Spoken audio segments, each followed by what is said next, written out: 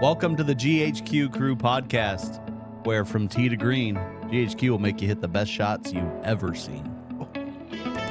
That was a lot better than the one I was going to say. Yeah, you were going to say tee to pin or whatever. What? Who says tee to pin? Well, there's a pin on every green. Okay. Unless you're one of my friends back in high school and you chunked a couple of greens or chunked a couple of flags from Green Tree into the pond at night. Bingo. Dope. Imagine being the first guys off that morning and being like, hey, Where's the pin? where's the pin? It's in the pond, bro. I mean, do you say pin hunting or flag hunting? Either. I say flag hunting. Flag hunting, right? I mean, if it's going right at it, is it going right at the pin or Yes. is it going right at the stick? Either way. It's right at the flag. Right at the flag. Is it Villa or Via? It's Villa. All right, we're gonna Taco Villa. We're gonna settle a couple things here this morning. We all know Bobby Cox created Taco Villa and Rosas and Texas Burger. So is it? Interesting. Here's the well, it's a burger. It's not Texas Burger. Rosas isn't Texas. It's not Rosas. It's Rosas. You can't even roll your R's properly. Hey, listen. There's a good reason for that, okay? He's from Amarillo. Bingo. And Hey, I'm from Texas, where we say Taco Villa, not Taco Villa. so we've been in this argument for over a week now, and we want to know from y'all: is it Taco Villa or Taco Villa? Proper pronunciation. I can't even pronounce pronunciation. Correct. Proper pronunciation is Villa. The two L's make a Y sound. If we were to say it properly, In Mexican, yes. Yeah. If or you're Spanish, whatever. If you're south of the Rio Grande, I agree, but we're not south of the Rio Grande. Bingo. Taco Villa or Taco Villa, I want to know in the comments, and this better pop off. I'm just saying because I am not on this island by myself. It is Taco Villa. No, there's plenty of people that pronounce it wrong as well. There's plenty of people. But and it's whenever you go to those Texas. meetings, Jared, how does it go? Huh? Whenever you're at those meetings with the people who pronounce it wrong, how does it go? I tell them the same thing. It's Villa. You know, we settled this actually on Friday when the power was out. Poppy, who is the final say in all this, said it's Taco Villa. I disagree because when you go out of town, right, you go on vacation, Here we go. you don't stay in a villa. You stay in a villa. Bingo. Gosh dang it. Bingo. Why y'all got to be using logic this early in the morning? Because it's America. Because it's America. And we say Villa. So y'all settle it in the comments. Is it Taco Villa or Taco Villa? And I want y'all to know, I will gladly, whichever one pronunciation wins, I'll settle the case there. But y'all got to be willing to do the same. I will never call it Villa. I will die on the hill that it's villa. Me too. Me too. I'm with Cody. We're going to be throwing nades and saying Villa Yep. forever. I will be on that island with J-Law. Because I'm going to tell You know what? Maybe we should phone a friend. Bobby Cox, Maybe we should phone Bobby Cox and get the recording and let Bobby Cox tell us how it's said. that's great. I would love to hear Bobby's opinion on that because if Bobby says Taco Villa, I'm going to be Well, like, he can be wrong too. that's where I'm going with this. I'm going to say, Bobby, do you say rosas or roses? Hey, that was a pretty good job rolling your R's there. Yeah, I made sure I put the emphasis on that syllable. We're gonna get know Bobby what I mean? Cox, No, we gotta and know. I need your votes in the comments. But we're also gonna get a hold of Bobby Cox. I think I know a guy who can. He was his You know a guy that knows a guy? maintenance guy. Yeah, Not a problem. I'll get him, and we're gonna find out once and for all from the creator of this restaurant how to pronounce it. And And when he says Villa, I will die on the hill. I'll say okay. Thank you, Bobby. From now on, I'll say Taco Villa. No, I'm interested to see this one, how this one plays out. yeah. It's a bold move, Cotton. And we're going to see how it plays out. Today's going to be a great episode. That's how confident I am that this is going to play out well for me and for Cody. You think it's going to... 100%. It's going to be, he's going to say, well, Clinton, you know, when I first designed this company over there, then it was Taco Villa because we're in Texas. And if he doesn't say that, what are you going to do? You're wrong. Yeah, I'm going to be like, well, Bobby, you ain't Hispanic. So why are you saying Why are Villa? you saying Villa?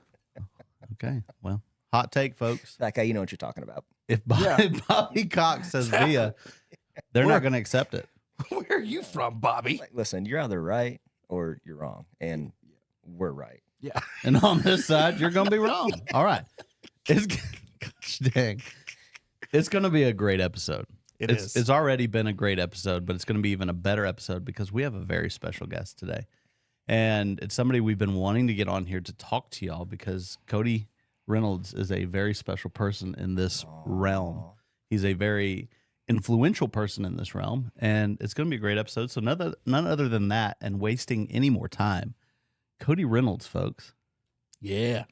Long time listener, first time caller. Thanks for having me on. We're so glad to have you. What's up, bud? I'm pumped to be here, man. When this thing first kicked off and it was just a conversation back here in the back, and I was like, I cannot wait to go on this podcast. Never been on one, didn't know what to expect, but I could not wait to get on this thing. Well, the cool thing about this podcast is we argue a lot and we have fun a lot. And so you're going to fit right in. Yeah.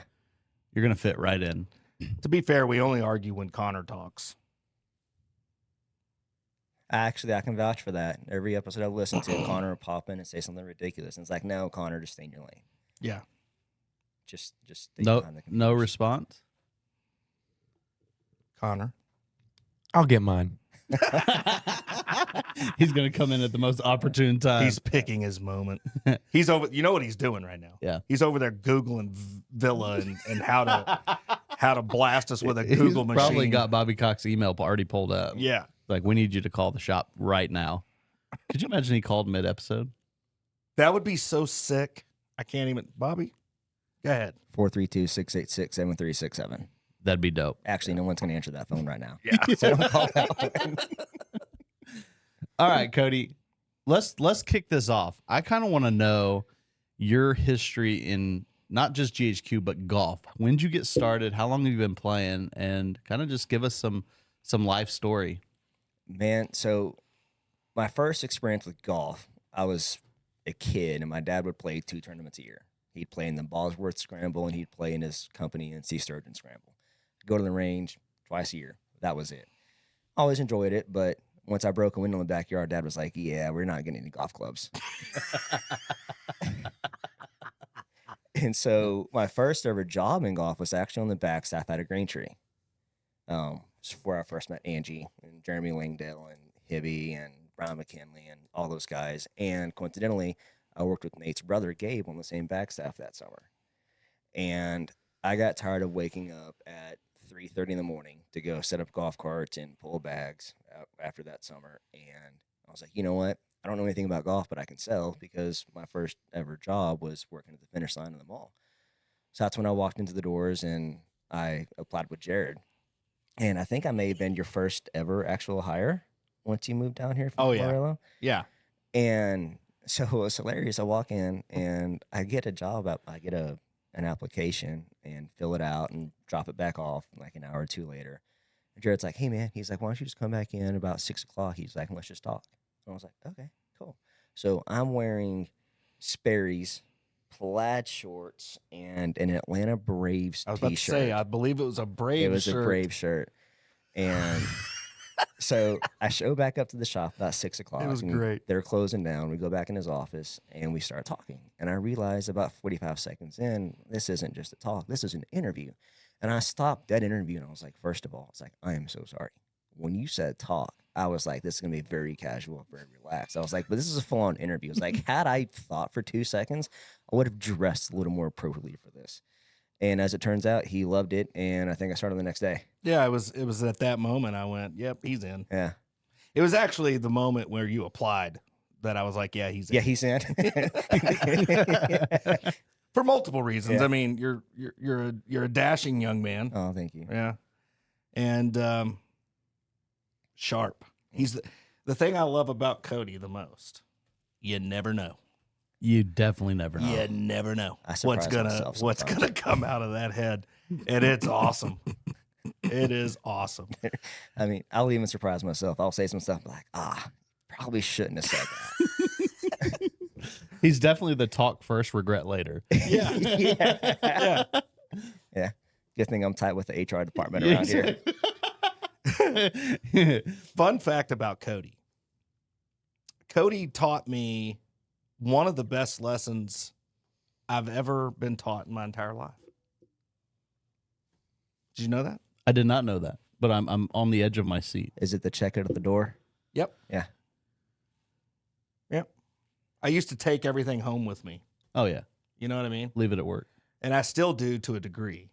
But Cody has this great ability to just, when he walks out the door, that's it.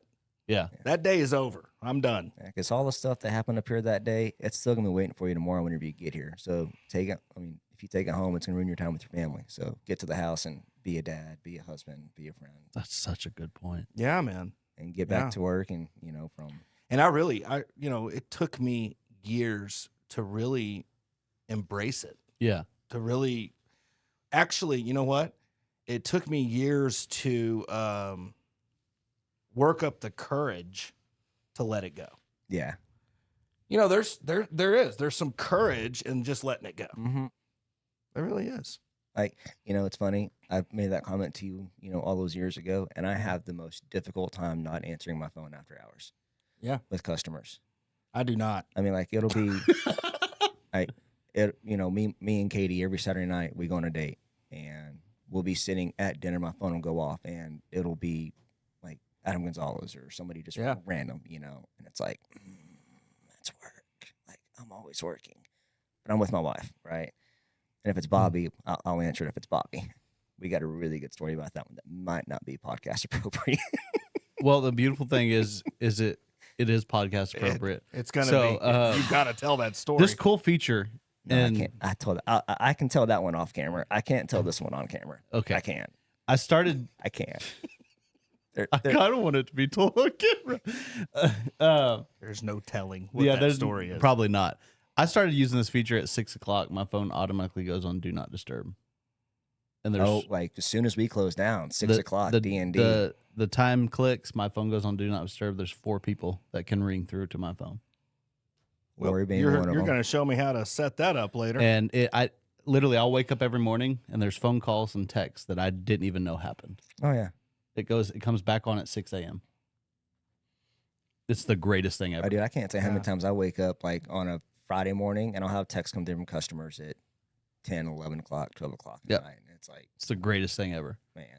Do Yeah. Not Disturb, 6:00, and you Which- can. Do you do the do not disturb? No, I don't. You just turn it off or I'm silent. charge it or whatever? It's just on silent. I can't figure out how to make my alarm work right now. Is the volume on it really low? You probably Yeah, but I don't know why. Ah, dude, I've had the same issue with my phone. settings. I can fix it for you as soon as we get done with this. Fantastic. We're gonna revolutionize Yeah. his life after 6 p.m. Dude, I slept through 3 alarms this past week in Branson, like almost late to my tea time because my alarm didn't go off and I couldn't figure out why. Like it was going off, but there's just no volume on it. Now there's volume on it. You gotta figure Okay. it out. You know something? You were in Vegas a few weeks ago, I was. and your text confused the heck out of me Oh my god. because we were texting early, and I forget that's 2 hours behind us, Mhm. and you sent a text. With perfect punctuation, I might add. Was it? did have Yes. perfect punctuation. Yes. And I'm like, what's he talking about? And then I'm like, oh, he's in Vegas. And so we were texting at like 7 a.m, but it was 5 a.m. your time, and you'd probably gone. God, was I still awake? Like I was responding back? You Okay. responded All right right. away, Okay. and you let us know very, very precisely and punctual that we did not need to be texting you. Yeah. So for everybody out there, just in case you're wondering, if you ever get a perfect text message from Cody I'm gonna pull I'm it with up. hammered. great punctuation I'm gonna pull it up. and everything's perfect, then guess what? He doesn't want you to be texting him. He might be drinking. He might be. So In fact, I would say there's 99.9% chance. Katie always gets really frustrated because she knows I'll be out drinking with the boys or whatever, and she'll text me like, "Hey, how are you?" You ready? And I'll respond back perfectly. She's like, "I can never tell if you're drunk or not." I'm like, "That's the whole point, babe." Here we go. We sent this text at 8 o'clock on April 5th, Friday, April 5th, 8 a.m. This thread is going off entirely too early. There's a difference between, quote, hey, let's go have some drinks tonight, end quote, verse, quote, hey, it's Vegas. Let's go have some drinks, end quote. And that difference is about $2,000 in cash. Didn't know if y'all knew that or not. The next text we send in the thread isn't until 3 p.m. that afternoon. That was our first night of Resorts World. Yeah. He remembers it well. I said entirely too early. And No. the quotes and the punctuation was perfect. We all got the message. Yeah, no, it was, oh man. So we get to Resorts World and our host meets us, Andrea. She's awesome. And she shows us around, shows us there's this really cool speakeasy, right? So we get a couple of drinks in there, and then she cuts us loose. Well, I still don't understand craps. I don't. I've tried to understand it. I just can't. I cannot wrap my little pea brain around craps. But Dustin, my boy who's the gambler, he understands it. So the five of us wind up at this craps table, and Dustin's rolling. I put money where he tells me to put it. He starts yelling. I start yelling. Right? And like that's how I know we're doing something good in craps. And we sit down at that craps table for probably 20 minutes, and I get pumped up probably $1,600. I think Dustin gets pumped up probably around 3,000 or 4,000 because he can bet more than me. Yeah. Well, about 20 feet behind us is a high roller suite, and he's like, "Hey, let's go over here." I'm like, "Yes, high roller room. Let's go get it." 1,500 up. They had it all in about 2 hours. Yeah. Plus an extra $400. So that's where the $2,000 came Now, from. was Katie with you? No. So the girls were in Nashville. They were on their bachelorette trip. Because I was going to say, like, bro, Oh you no. should have let her roll. Oh no, she hates gambling. She can't stand it. Like she won't even gamble $25. Yeah, so did Nicole. Nicole's the same way. But that's why you have them roll. They're not betting anything. No, just have them roll. You're Yeah. betting. They're Yeah. rolling. Yeah, you're going to bet for them, basically. Well, hopefully she can't read chips. So she's gonna be like, "How much money do you have out there?" I don't have anything out there, babe. No, What you just talking look at them and about? say, I don't know 25 how to cents. play either. Yeah. Are those $25 chip? No, 25 cents. 25 cents. Which is Oh. exactly what I told Nicole in Louisiana that time. Yeah. I was like, honey, I don't know what I'm doing. I just look at Steve and whatever Do what he's he doing. does. Well, how much do we have out there? I have no I clue. have no idea. I have no idea. Just keep rolling. Oh no! So the lady that was working our table, she's like, "Cody, give me 500." And I was like, "Okay." Yeah. Just hand her money. Yeah. And she would just place it, and then we'd hit, and well, Dustin would start screaming. I'd say we'd hit. Dustin would start screaming, so I'd start screaming. Right. It's awesome. And then when Dustin was like, "Okay, we're done," I was like, "Oh, we lost." And he's like, "Yeah." I was like, "Okay, let's go." What do I do with all these chips? Yeah. I roller room. Yes. Yes. Golly. Resorts World giveth, and Resorts World taketh away. Yes. Blessed be the name of Resorts World. It's gone. Paid their electric bill. Yeah. Yeah. Although I did do better in Branson this week, though, or last week. Did you gamble in Branson? A little bit. Yeah. In the hotel lobby at Angler's Lodge, where we got told we couldn't vape because we were vaping, and we were being too loud at like 2:00 in the morning. Not you. No, not me. I was actually the quietest one. at the What group, kind of bush league rules are those? right? We were just rolling the dice, and I think I ended up winning. I don't know. I think I won $120, and like about 2:00 in the morning, I was like, "All right, boys, we got a tea time in like 6 hours. I'm out." Yeah. Yeah. You know, I didn't know you could gamble in Branson. well, here's another Like, fun fact. dude, this you is don't know. at like the breakfast table inside the lobby at Angler's Lodge. Yes. Oh, bro, So there is y'all just got a home game going. pretty much. Yeah. What were you playing? Craps, I guess, right? We're just rolling dice, Like I'd roll out a number and Tyler Creek would be like, "All right, I got 100, says he doesn't hit it." And my boy John Hall would be like, "I got 100, says he does." Oh, And it just roll this dice. wasn't like It was casino gambling. No, This was y'all No, gambling. these were like 6 or 7 drunk guys. Gotcha. Just annoying the security guard that has to babysit us. Well, and what people out there don't know, and I actually think there's 2 fun facts about Cody. One we're going to talk more in depth about in a second, but this first one right here, don't do it, folks. If you see him out and he's got a Coors Light in his hand, don't do it. Don't go over there, because what's going to happen is you're going to have a Coors Light. And then as guys do, we try to keep up, right? Oh no. You're not going to win. This guy is a machine. And so those boys sitting there with you, right? They didn't know what they were in for. Bro, like there are some heavy hitters on this trip. Really? Yeah. So like some heavy hitters That's on this trip. that's saying a lot, bro. Yeah. Because I'm telling you, Cody's a machine. Second fun fact, and this thing I think we should talk about since we're on the subject. What is this? Oh, you like this little guy, huh? Yeah, Is that a man. claret jug? You won like the British Open. Yeah, so this is the infamous Lacey Cup. Fun fact about this. This is the most sought after trophy in all of Texas, New Mexico, and Minnesota. What? We have some guys from Minnesota that join us on this trip. Well, Minnesota. Minnesota, eh? Yeah. My first question is, did you drink out of it? No, so it was funny. We won this thing on the last day, and we take it to Top of the Rock there in Branson. And I am excited to drink out of this thing. I'm like, yes. Because I saw the guys last year drink out of it, and I was like, I'm drinking out of it next year. it's happening. And so I look at the bottom of it, and I can't tell if it's like rusted or if it's moldy. And I was like, you know what? I'm going to clean this thing first before I drink out of it. So I have a picture of me like taking a fake drink out of it, but I didn't have it in me to actually do it. The alcohol would have killed it. It'd been fine. Man, probably.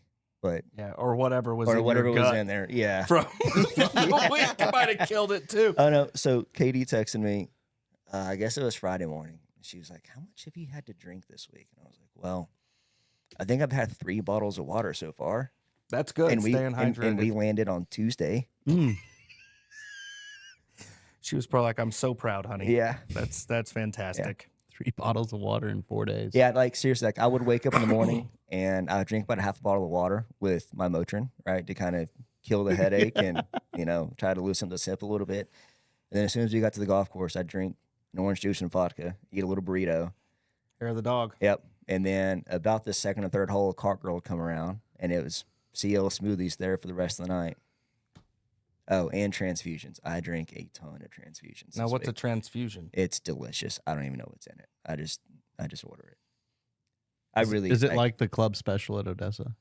kind of, but I guess it's more for like the Midwest, right? Their version of the club special? Yeah, but like so it's got like cranberry juice in it. I think there's maybe some ginger beer and some vodka and So it helps with UTIs as well. Hey. in theory, yeah. Yeah. Yeah. So the yeah. 3 bottles of water you drank, it didn't matter. You're having transfusions. Yeah.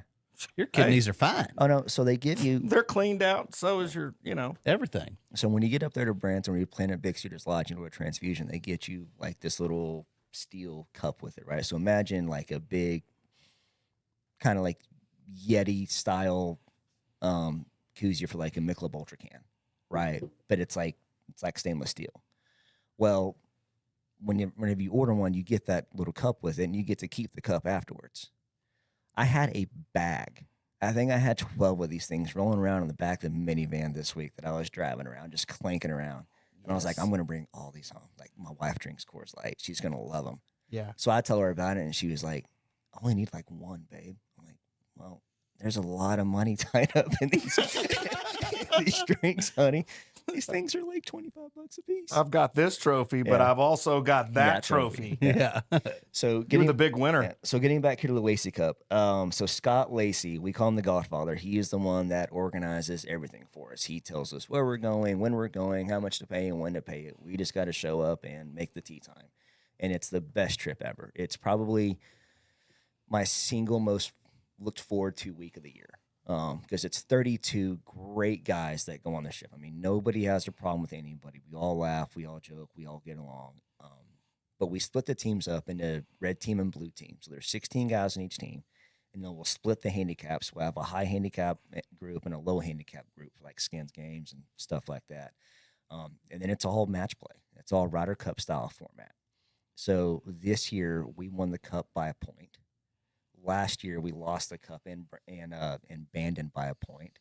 The year before that, we won the cup in Sand Valley by, I think, 2 or 3 points. So Sand Valley was... So this is pretty competitive. Oh, yeah. I mean, this thing, like, it comes down on the wire every single year. Now, is it one of those things where y'all have the opportunity to wait on the last green and every talk year. some mess Yeah. and all that? So my first year on this trip at Sand Valley, you're coming back up the hill to par 5 18, and everybody standing behind the hill watching the groups come in.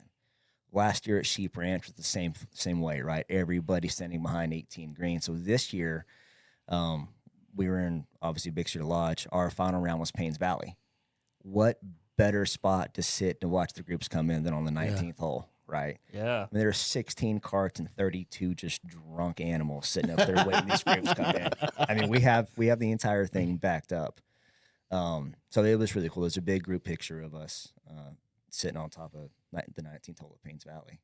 And by the way, for those of you guys who are going to listen to this, I hit it the closest out of the group on Sunday or on Saturday. Sorry about that. Hit 3 foot. What'd you win there? Nothing. Respect. Yeah. That's what you want. Yeah, I tell you what, though, making a hole-in-one there with that group's the worst possible thing you could do. Oh, my God. buying I drinks? can't even imagine. There's no way you'd pay that bar tab. Yeah. That would be horrible. Yeah. I'd have to set it at like $100. Like, hey, I got $100 up here. First one there gets it. And there's no, like, I want no business in making a hole-in-one on the strip. Yeah. Yeah. Dude, that would be, it's 32 guys, right? Yeah, it's 32 of us, yeah. Yeah, bare minimum hundo a piece. Yeah. I mean, it's, Not happening. No. well, I mean, it could, but Yeah. It's not happening. let me tell you, it could have if Cody made it. But I don't know that Cody would have made it to this podcast today. Oh, no. Mama might have got him for that one. Uh-huh. Yeah. Oh, yeah, she'd have been. As she'd have been precious with it. as precious as she is, 32. she might have got you on that she'd one. have got me on Pods. that one. I don't give a crap that you made a hole in one. Yeah. Yeah. What's this tab here that I'm looking at? $3,200 for beer? Honey, it was a hole in one. I could just, he would have an answer. Absolutely. There's Yeah. no question he would have I'd be an like, answer. listen, babe, here's the thing. Technically, we paid for it, but we didn't pay for it because what I would have done in that situation is I would have gone to Paul, my business partner, and be like, hey, bro, the MX doesn't have a limit on it, right? Yeah, cool. I need to make a big charge. It's a company write-off. Yeah. Yeah. Yeah. What? Yeah. It's marketing. Entertaining. Yeah. Yeah. Which it would have been Entertaining. because Meals and entertainment. yeah, Yeah. meals and Yeah. entertainment. Yeah. 50% of that's coming right back, boss. Yeah. That's right. And, honey, I gotta clear. if I sold the Lacey Cup, Yeah. easily recouping that money. So what made this trip even better was, I say even better. This year we had to fly private because it's a pain in the butt to get into Branson. You have to fly into Springfield and rent a car. And we were like, you know what? We had a couple of guys in the group. Like, let's just rent a plane and fly private. So I got the chance to experience how the other half lives. And I get it now. So I'm sitting on the back of the plane flying home with this thing, just sitting there staring at it. And I was like, oh, I'm like Zach Johnson flying home from St. Andrews with the claret jug. Did you do an interview No. I when you're should have. sitting there? Were you like, So how long do you get to keep it? man, I played tough. So Is Mr. Lacey from here? I don't think he's from Midland. He lives in Seminole right now, so he works for Meburn Oil Company. There's a bunch of Meburn guys that go on the strip. So he's like the district area manager at Hobbs, big tech guy, right?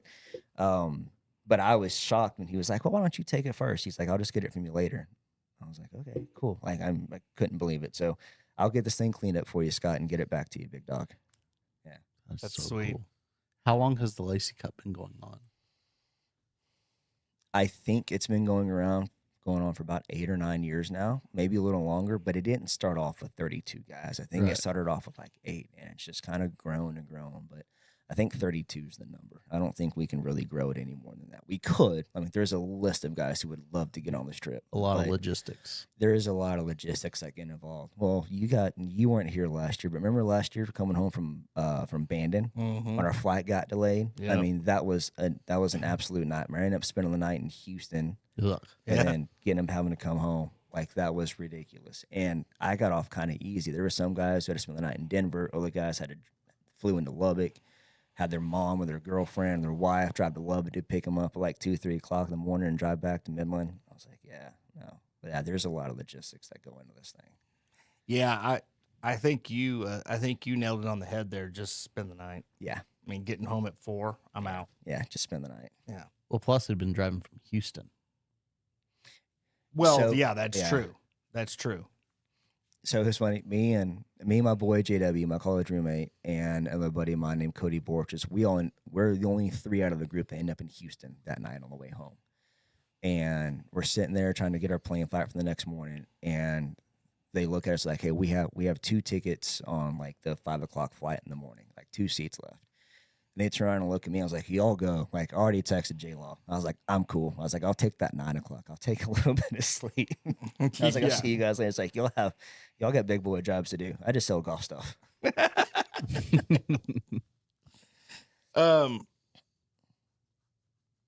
So this trip, 9 years, how many times have you won it?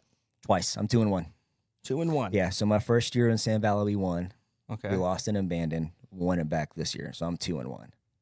So you're basically the tiger of this group. Oh, no. No. I could not be further from Tiger on this group. No, so I think in Sand Valley, I think my record was 3-1-1. I didn't win a single match in Bandon last year. I think I went like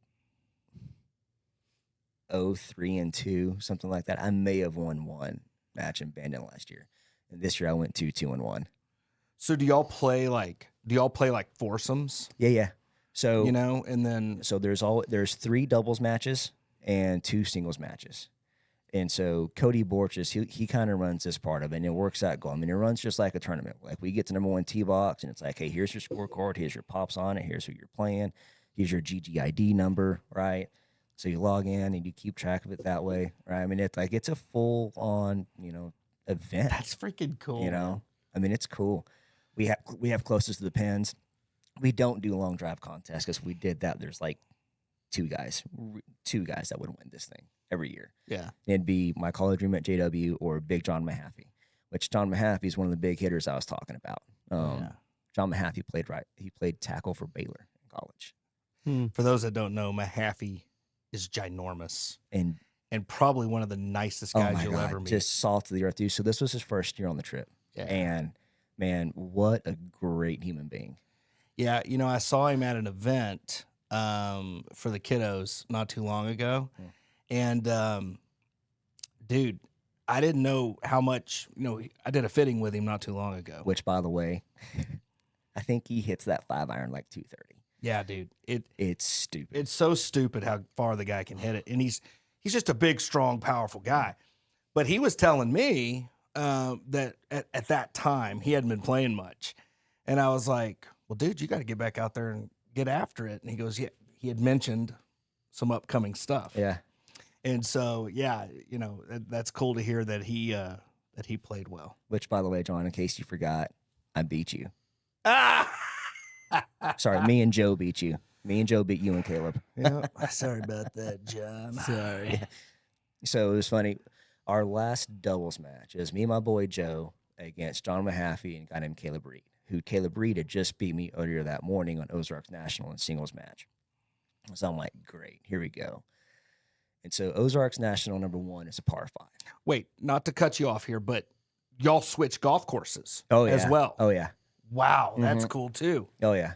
So just a fresh every match. Yeah, we played every course twice, but we never played them back. Well, the only one we kind of technically played back-to-back was Buffalo Ridge, because we played Buffalo Ridge one afternoon and then turned around and played it again the following morning. Okay. Right. Okay. But I guess it was Friday afternoon. We played Ozarks National. Once again, it was me and Joe against John and Caleb. And it's so hard to miss the fairways out there because you're so big. So it makes you feel terrible whenever you do miss a fairway. Right? But I come out, I hit the fairway on 1. I'm terrified to hit 3-wood off the deck. I mean, I hate hitting 3-wood off the deck. So I laid up with the 7-wood, and then I hit wedge like 3 foot. And I'm walking up to the green, and Mahaffey's like, Cody, what's it feel like to go to bed knowing you're a sandbagger? I was like, okay. So we ended up going 1 up on him there, and I think we ended up closing him out, 3-2. I had 3 birdies that day on Ozarks, and so John figures out pretty quick, hey, I need to get this guy drunk. And so, like, jokes on him, I just got better until about 16. And I was like, once we got closed out, I was like, whew, all right, now we can just let it go. Yeah. But John bought so many shots that I think he got Caleb, his partner, more drunk than any of us. It did not work. Yeah. It did not work. Well, He did. See, again, that goes back to what I was saying earlier. He didn't know. I don't know. He knows now. Now he knows. He knows now. He didn't know. Yeah. Now he knows. So Don't do it, man. I'm pretty sure next year I'll have Mahaffey at some point again. I think he's got to get his revenge on me. That's super cool, man. Sounds like a good time. Oh yeah. Oh, and next year's trip's already planned out. Okay, so where are you going? Back to Bandon. You know, I've heard this, and you know, obviously you told me when you got back as well, but probably the finest men's retreat destination on planet Earth. The greatest golf place on earth. Yeah. As far as like, But it's a like guy's trip overall. thing, right? Oh yeah. Like your wife would have zero fun there. Zero fun, sir. Yeah. Yeah, like nothing. Yeah. Where is Bandon? Up in Oregon, Bandon, Oregon. It's on the coastline. Dude, The it's Bandon Dunes? Mm-hmm. yeah. Yeah. I've heard not just from Cody, man, but I've heard from multiple people that it is the most awesome place on Man, earth. like it's golf 24/7. So, like Oregon, Northwest Coast in June or May, what's the weather like? Oh. So the year before I got on this trip, the guys were back in Bandon. So Bandon's pretty much on the rotation every other year. Gotcha. So 4 years ago when they went, they had perfect weather. I mean, they were in shorts and polo shirts. Like it was sunny, not super like windy at all, right? They had great weather. Last year, we had a couple of days that were nice. It got a little windy and it got a little misty on us, right? I mean, just enough to be uncomfortable, but not like miserable, except for the last day. The last day at Sheep Ranch, it was blowing 40 and raining sideways on us. Like, I don't know that there's enough rain gear in the world that can keep you dry with that. But then after the front nine was over with, it opened up and it was the best weather we'd had all week. Yeah. It was incredible. So it's just a crapshoot. Like you really never know what you're gonna get. Yeah. Yeah. That's what the you know, so one of my favorite stories of all time was from John Snell. He came in and told me about Bandon. And the way he spoke about it was like, oh my gosh, I need to go there. Because now, correct me if I'm wrong, but you can't ride there. Zero. You're riding. walking. Yeah. The only way you can ride is if you physically have like a handicap disability. And so like they'll get you a cart. At least at Sand Valley they'll do this. But you can't even drive the cart. They will have somebody drive it for you. Really? Because Sand Valley is owned by the same people, but by the Kaisers that Bandon is owned by. That's cool. Yeah. Yeah. I mean, so basically what I'm saying is the way John kind of framed it up, Cody comes back and he pretty much confirms everything John was saying. But I mean, John sold me on it. Like I wanted to do it. Yeah. Right away. But dude, this place is like, I think well, again, correct me if I'm wrong, but I think they designed it this way where it would be kind of like the St. Andrews style, the old course style stuff here in America. Yeah, I because mean, there's really nowhere like it. No, like it like they're all, with the exception of Bandon Trails. Bandon Trails is probably the most traditional one, but everything else, Pack Dunes, Sheep Ranch, Old Mac, Bandon Dunes, right? They're all Linksy style golf courses, right? Yeah. And it's a different style of golf because you can't really play the ball in the air there like you can here, right? I mean, you You get it can. running. Yeah, because like if you miss a green, like, miss a green, short side yourself or, just you got a little wedge in your hand, it is very tough to get that ball to stop with a wedge. So is like the fairways like hard pan? Not really. There's- No. No, it's Oh. like that. It's like that fast grass like you would see in Europe. So it's good lies out the fairway. Oh, but yeah. yeah, you just can't play it traditionally. They No. cut it super tight. Yeah. And it runs. You're playing a lot of run-up shots. You can putt from the fairway, right? Yeah. Like Oh, yeah. there's stuff like that. Like your caddy will tell you, hey, hit this with your putter. It's like we're on 40 yards off the green. He's like, hit it with your putter. Yeah. Well, this was the home of quite possibly one of your finest drives. Is that correct? Where you I think you were telling me a story where at one of the courses there was maybe a forced carry over Oh, it's the par 3 shot heard around the world. okay. Yeah. So me and my boy Tyler Hensley, he's one of the New Mexico guys. We are playing one of my college roommates, JoJo, and the infamous Clayton Weaver on Pack Dunes. And we are one down standing on 17 tee box on Pack Dunes. and it's a beautiful looking par 3. It's a forced carry over a bunch of guns, and this green slopes probably 40 feet from right to left. Wow. Right? I mean, so like if the pin's anywhere in the middle, just kind of hit it, or if the pin's anywhere in the front, just kind of hit it in the middle and just let it funnel down.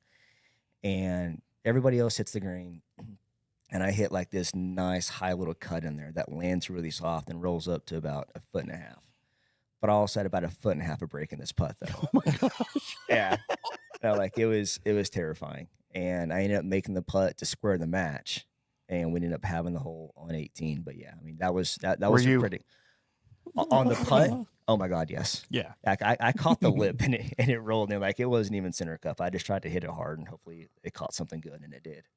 That's Yeah. awesome. It was a terrifying putt. Yeah. You know, because like if you're playing with your boys, like that's good, but it's like no, this one's for a point. You're gonna putt that one home. Oh yeah. Yeah. Yeah. Well, what a great shot. Yeah, it was pretty mean- clutch. It was a good one. It was my best swing of the week, probably, Shot heard around the world.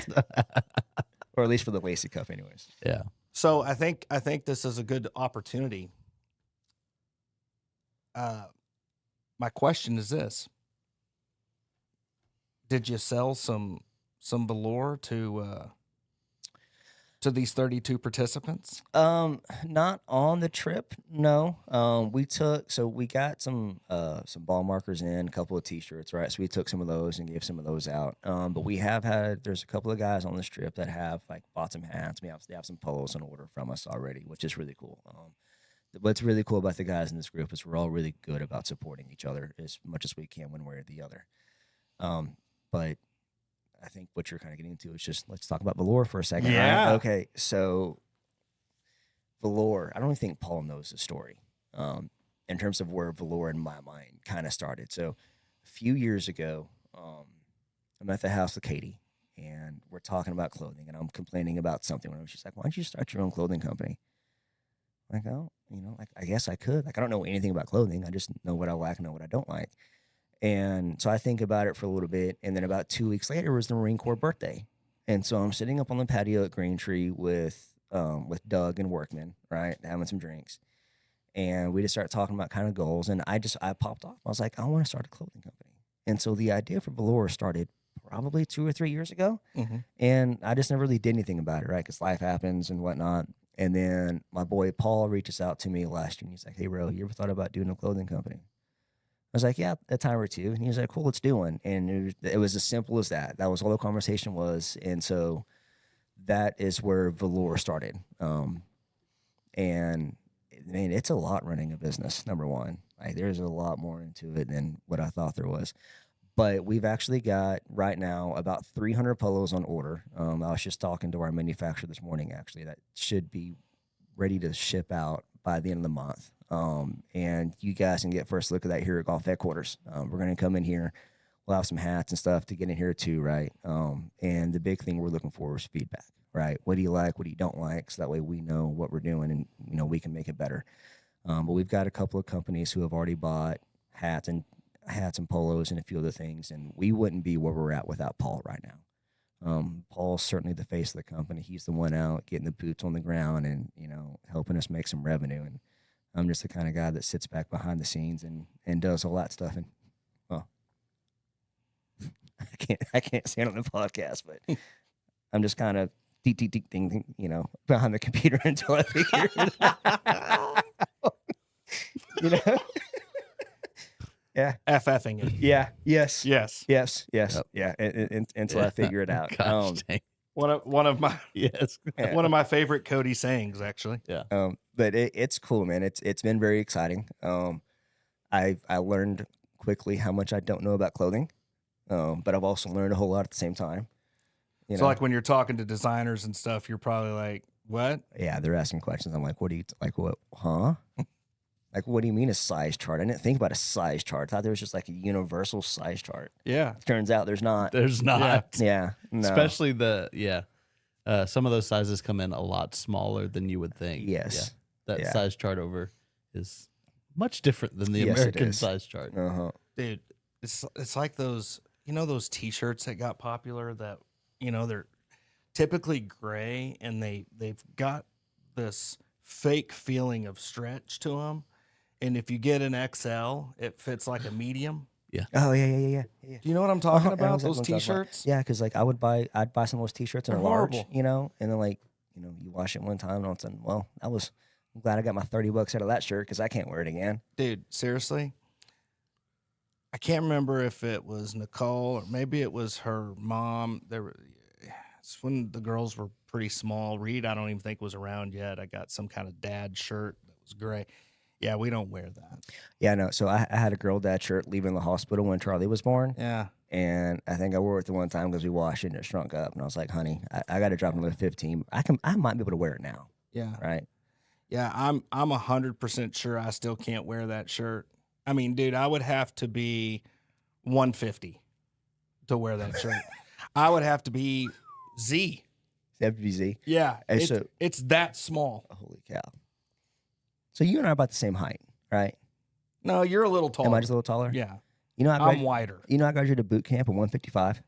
You're kidding me. I dropped 30 pounds in boot camp.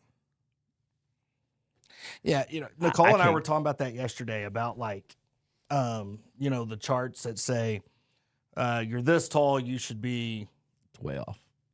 Oh, Come on, bro. It said I was supposed to be like 170.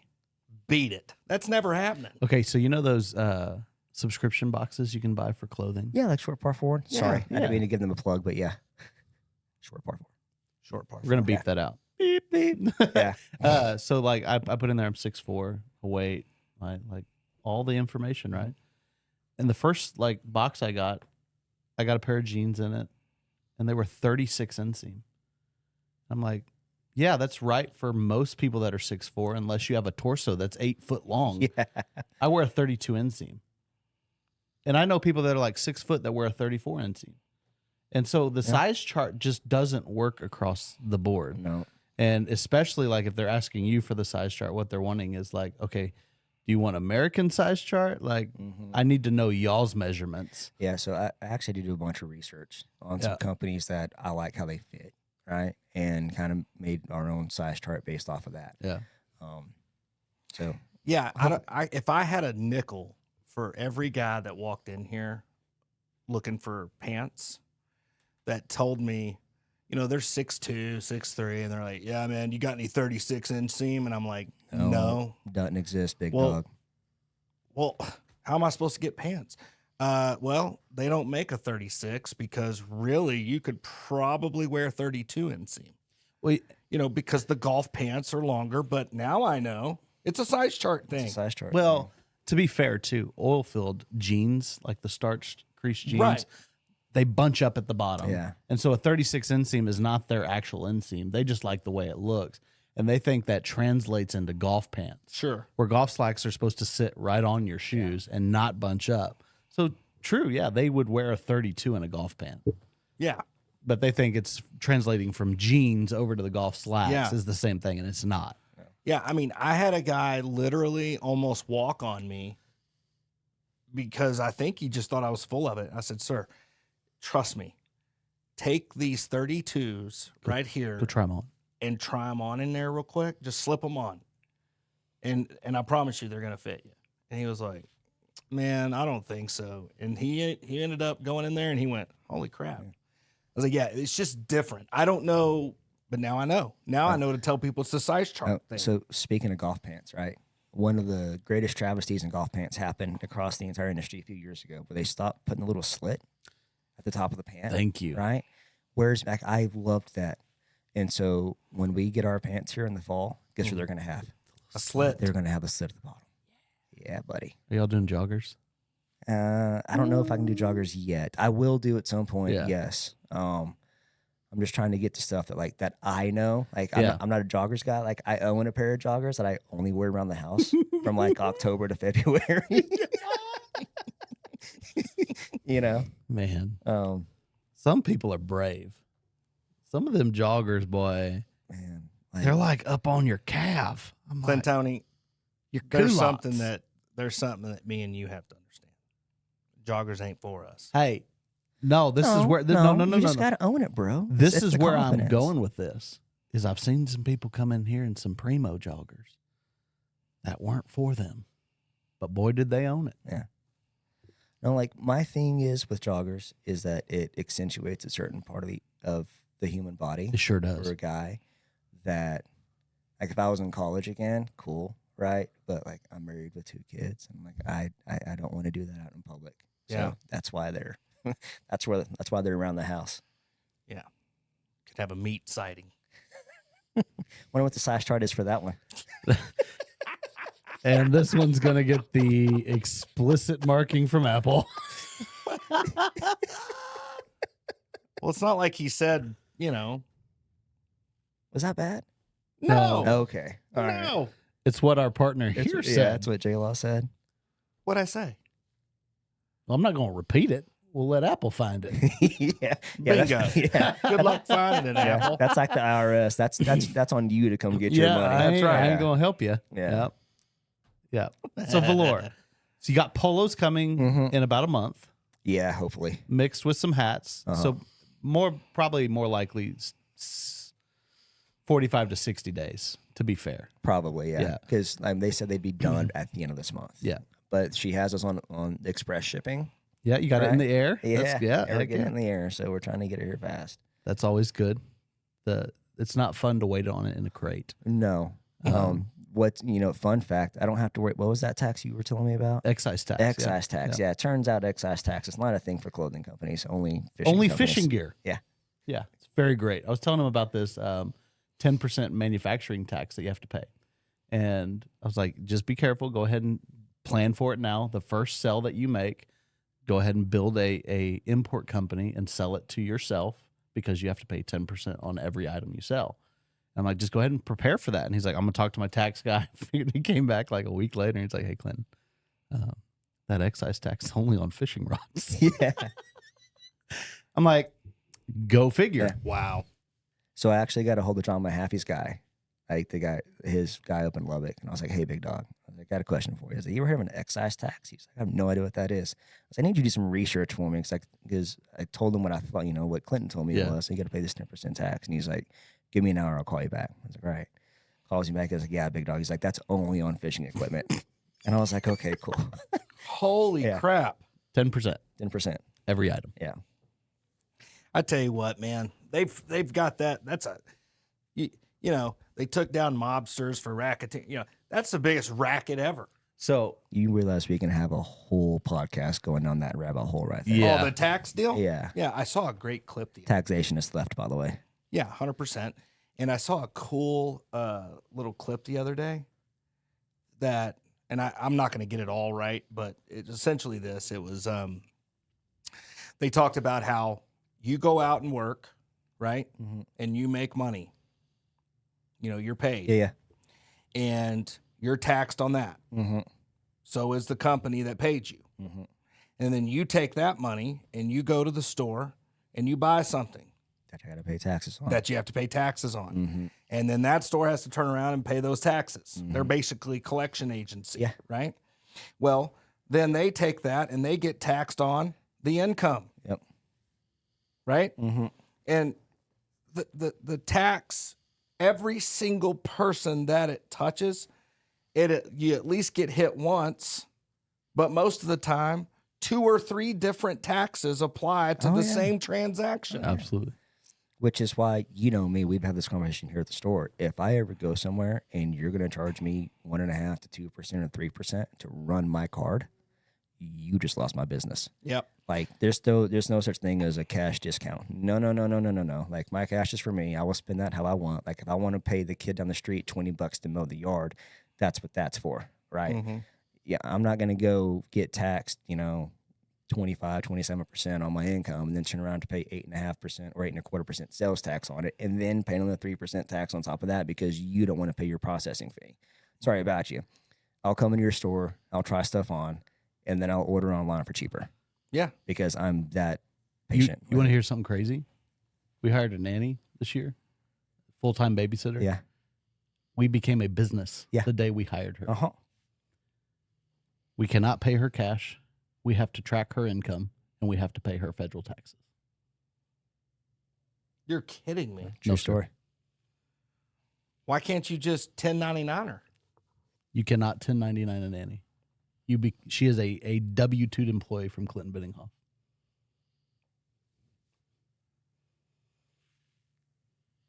Don't tell my wife that, because then she'll start wanting some more money. Yeah. I'm baffled right now. I don't even know how to respond to that. That pisses me off. I cannot pay a babysitter cash. I tell you what, man, we are. You know what? This is the last thing I'm going to say about it, and then we're gonna move on. Yeah, we could go on for a long time. Because all I'm going to do is just get ticked. But we're getting robbed, peeps. We're getting robbed in this country over and over and over again, and we're all just like, oh, it's okay. Yeah, just take it. It's crazy. Yes. So Just take it. Go ahead. I read the story years ago. It said, I don't know if it's true or not, and I may be getting this wrong, but at least it's what I tell myself. If you put a frog in a pot of boiling hot water, he'll immediately jump out.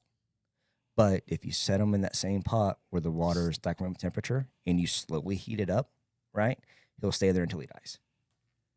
And that's kind of what's happening here, right? They're just 100%. slowly taking it. And That's a great right, example. just You said it slow- exactly right. Is that right? Yep, that's Okay. exactly right. Yeah, he'll just slowly take it until it's just become the new normal.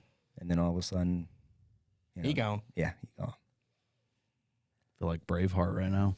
So golf is fun, huh? Yeah. Yeah. Okay. That was depressing. Yep. Screw the government and all the taxes. This is definitely getting flagged. We're getting shadow banned absolutely 100%. What's a shadow ban? What does that mean? Yeah, it's We could explain that. I'll explain it to you afterwards. Are we off the rails here? No, not necessarily. Okay. I mean, Sean Ryan says cool stuff all the time. yeah, but he also doesn't care about his rating either, because he's going to get it anyways. People are going That's to go true. find it. Yep. So, Okay. Well, I'll tell you, golf industry wise, kind of back in the golf, for a minute. I worked for you for a little bit. I left, came back, right? So I think this time around I've been here for a little over 8 years. mhm. And it's just been absolutely incredible. And I know I've told you this before, but I never miss an opportunity to say thank you again. I wouldn't be where I'm at without you, for sure, and all your help and support over the years. And really, all the people that shop with us, man, because I've made some incredible friendships over the years. Yeah. Like me and Telio, me and Camo, we still talk. We're still friends. Guys who used to work here, little Gabe, right? We always try to support everybody.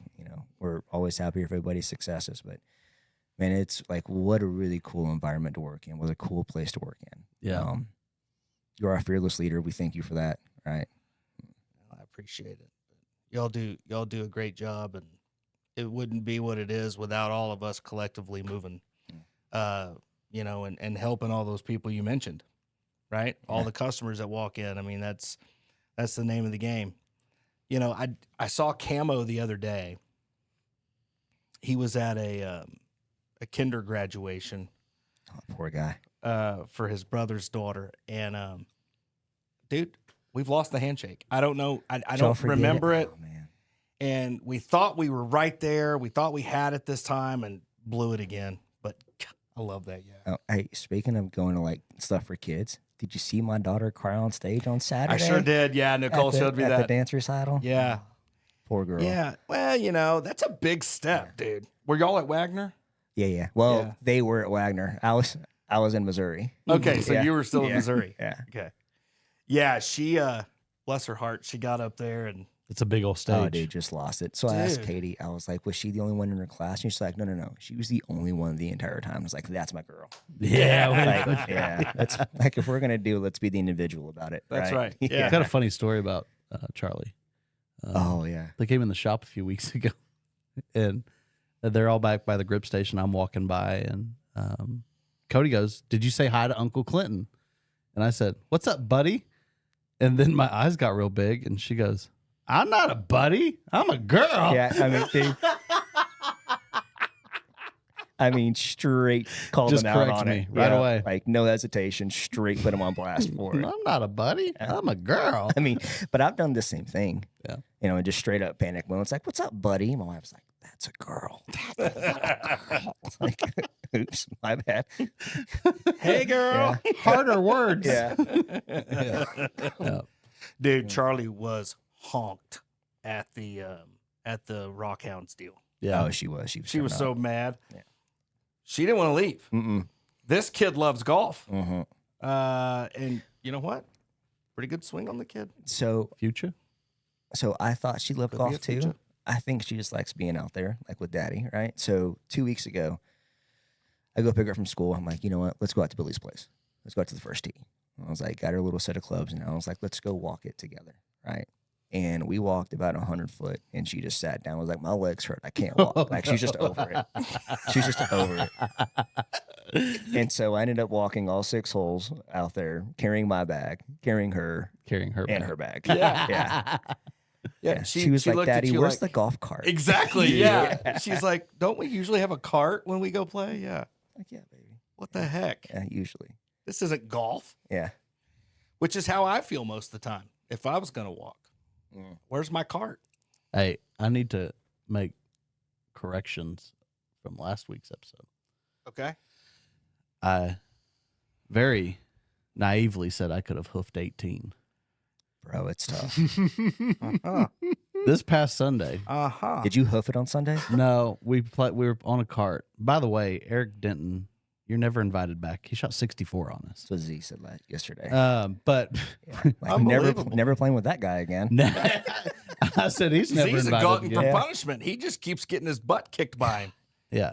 I think So he shot 63 or something the first time. the Didn't very he? first time he ever showed up to Hogan, he birdied the first 6 holes. There you go. That's Get unreal. yourself- So we were playing Sunday, and it's 102 degrees, blowing 30. It's like a hair dryer out there, and we're riding a cart. We get to number 11, and I don't tee off, and Z's like, Clinton, you gonna play? I'm like, nah, dog. He goes, what's wrong? I look at him. I said, Z, I'm fat and I'm hot. So we get to hole number 16 and I start playing again. But I did take a break mid-round. So I need to correct for all y'all out there who watched last week's episode. I cannot hoof 18 holes. And gosh dang grace, your little smirk when I said I could, you were right. You were prophesying. I cannot hoof 18 holes. Dude, so there was a mix up in Bandon last year where like we all get caddies every round, right? Because I'm not carrying my bag. Well, there was a mix up last year on Bandon Trails where I had to hoof my bag on the front 9. So we had one caddy for 4 guys. And the caddies out there double bag it. And so we made this agreement. The caddy will carry 2 bags on the front side and then carry 2 bags on the back side. I was like, you know what? I'll hoof mine first. I don't want to hoof it on the way in. And so I hoofed the front 9 up Bandon Trails. And that's the last time I hoof anything ever again. Oh, Ugh. Like, not good. Like, Bro. I mean, I could get through it. I could do 18. Like, I could do it. I don't want to, Yeah. you know. Yeah, that's pretty much where I'm at. I don't even know that I could do it, I can't. right? But I'm just not even interested in giving that a try. Give me late December, January. I could probably walk through it. I couldn't play, but I could walk through 18. Middle of summer in West Texas, Yeah. ain't happening. So I could probably do it in the middle of summer. I could. Like, I don't mind being hot. It's just hot. I now, if it's 30 degrees outside, not happening. Not doing it. I won't be outside that long when it's cold. But you give me when it's 110, I could hoof 18. Ooh. Yeah. I'm with you. I mean, well, I'm with both of you actually. If it's hotter than crap, I'm not really interested. If it's cold, I'm not gonna even entertain it in a cart or hoofing it. Now, let me say this. I'll hoof the old course. I won't hoof the links course. Yeah. Bruh. Yeah. Exactly. Yeah. Exactly. So, I just thought of this. Does Scalzo go on this trip? No, I need to get Scalzo on this trip, though. Like, I really do. So, for those that don't know, Bobby Scalzo is not only just a great customer that comes in, but he's one of Cody's really good buddies. Oh, yeah. They play in golf tournaments together. And I told Cody, I was like, this has to happen. The world needs to know a Bobby Scalzo story. Oh, my God. Because this guy Okay. is one of the funniest humans I've ever met. You got to give us at least one. So Bobby, let me start off by saying this. Bobby's a Millen High guy, right? So he's already a step below the league guys as far as like intelligence is concerned, okay? But we're down there playing the 4-man. This is probably 3 years ago, and where is this at? down in Iran, Texas. It's a little 9-hole track, right? Now, does Bobby live there now? Yeah. So Bobby lives down there. I mean, dude, there's one. I don't even think there's a stoplight in this town. There's like one DPS officer. They know everybody. Right? And just so everybody knows, it's spelled like Iran with 2 A's. Yeah, how do you pronounce this, Jared? So now it's Iran. Yeah, so it's actually pronounced Iran, but I'm too hickish and I don't care Iran. About, it's just Iran now. It's like he threw Iraq and Iran, right? Yeah. It's like Iran. He threw a rock and Iran. God dang it. There's one of the famous ones, folks. Yeah. So anyways, we're down there playing the 4-man, and it's just a night of debauchery, like after night 1, right? And I don't remember exactly what happens, but 2 other guys kind of got squared off at each other, and Bobby jumps in on it to try to like break this thing up. And this guy says, like, he kind of bows up to Bobby, and Bobby turns his head and looks at him and goes, "Did you just confrontation me?"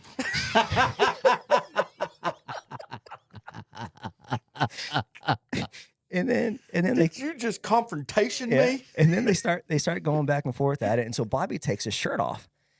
Oh no. Yeah, and Yeah, so that's a beauty. Yeah, and so it all calms down a little bit. I walk over, I was like, Bobby's like, "Why'd you take your shirt off, dude?" And he's like, "It's a Malar, bro." He was like, "I don't want to mess up my Malar." Oh my god. He was like, "If it's Donna Ross, it stays on, but Malar shirts, those things come off, big dog." It's coming off. Because it's a Malar. Yeah. It's a Malar. And you just gotta know Bobby, right? Dude, it's a Malar. I feel like there's a deep well of these stories with you. Oh, there's so I need to many. know a my few gosh. more. There's so many with Bobby. It's a Malar. It's a Malar. Every time Bobby walks in, Oh. you ask him. You don't say, "Hey, Bobby, what's up, man?" You say, "How's Bobby today?" And he'll look right at you. Bobby's doing Bobby's great. good. Yeah. Bobby's Bobby's good. Yeah, so- He's got one of the best handshakes too. He like Yeah, he's got the. he's got the like the pointer, and he comes. I mean, he walks straight at you, Yeah. and can't remember the last time I shook his hand. Well, y'all hug. I always give him a hug. yeah. Yeah. It's Cody's funny. a hugger, Oh, which is an endearing quality. David loves it, especially the Christmas party. Yeah, Cody's a hugger. And if just so everybody knows, you again can tell if Cody's had a couple drinks by the type of hug that you get. Oh yeah. It gets a little more sensual. as the Well, night no, it goes just gets a on. little more emotional. Oh, Sure. It's a little bit more heartfelt. Oh yeah. So right?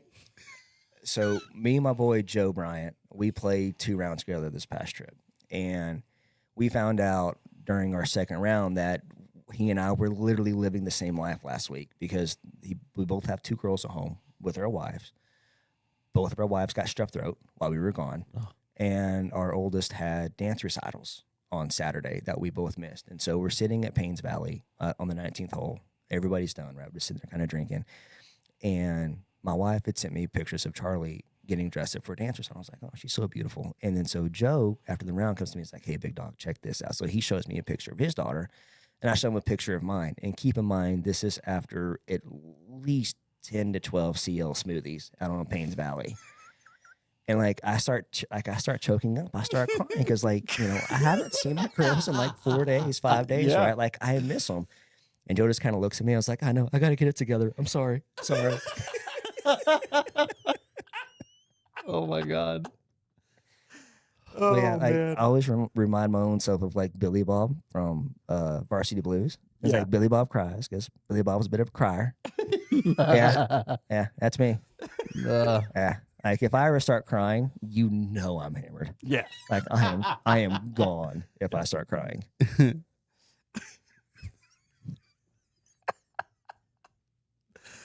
Oh my gracious. It's a very endearing quality. Oh. I don't think that's not necessarily true though, because a few weeks ago at your baptism, which Oh yeah, that was a good there one. was some tears coming out of your Man, eyes. dude, I was trying to hold it together. He held it I together was. way better You than I did thought he good. I would. was. Yeah, you did good. But once you got in the water and you were baptizing Katie, there was some Oh yeah, there's some tears flowing. there was. Yeah, That's a special It was a moment. very- though, it's a right? very special moment. I mean, he got to baptize his wife. Yeah, I mean, On my birthday. yeah. on his birthday. Yeah. Proud of you, man. That's Thank- awesome. thank you. And just so you know, Another reason why it's Villa and not Via. Oh my God. Cody's birthday's on. Cinco de Mayo. Oh, there it is. You don't say Cinco de Mayo. Yeah, you just backfired You just that, Jared. backfired. No, it's not backfired. Cinco How? de Mayo is a A Mayan term. Mayan term that's It's the not Mayan. hey Man. when she Someone take away the shovel from Jared. Where- He's digging himself a hole. digging no. Where were the Mayans at? Mexico. Okay, Where are we at when we celebrate it? Texas. Cinco de Mayo. No, we're gonna say de Mayo. De Mayo. Cinco de Now- Mayo. What? You ask an Espanol how you say that, it is Cinco de Mayo. That's accent, Jared. Come on, man. I'm just saying he's qualified to say Villa or Yeah, Via, dude, and he like- says Villa. Yeah, dude, like I was honorary Mexican the day I was born. Just That's because of my bingo. Hey, birthday. I give you that. And give I you was that. honorary Mexican at Cody's wedding. That's fun fact. Yes, sir. I think it was Claire and Eagle Eye that gave That's you that. correct. Claire Yeah, and yeah. Eli gave me the Honorary status of Mexican. honorary Mexican because And you of- revoked your status the second you said Villa. no, they actually agreed with me because when you're honorary Mexican, you can say whatever you want. So you've been talking about this for how long? And when Well, it's like, well, I said no Touche. offense. Touche. yeah, when you can cumbia like me, There's no way you cumbia. Cody, It's incredible. I was leading the line. Yeah. I was leading. You the line. will In not stand fact, up right there, right now, and show me your cumbia move. Well, this is back before he had to go to seltzers only. I think you were drinking some of the good Nope. stuff at the Come here. wedding, right? Hold on. Yeah. You won't stand up right there and cumbia. He's got to have some alcohol. Do you want me though. to cumbia? You won't cumbia. You got to stand right in front of that chair, though. Just for a second, I want to see your cumbia. Can I do it without these? On? You know what? We're just gonna be safe. Don't need to see those things ripped out. Oh my God. Now the key is you got to get in the line. That's the key. And when you're a great cumbia leader like myself, and you're honorary Mexican, what ends up happening with that is,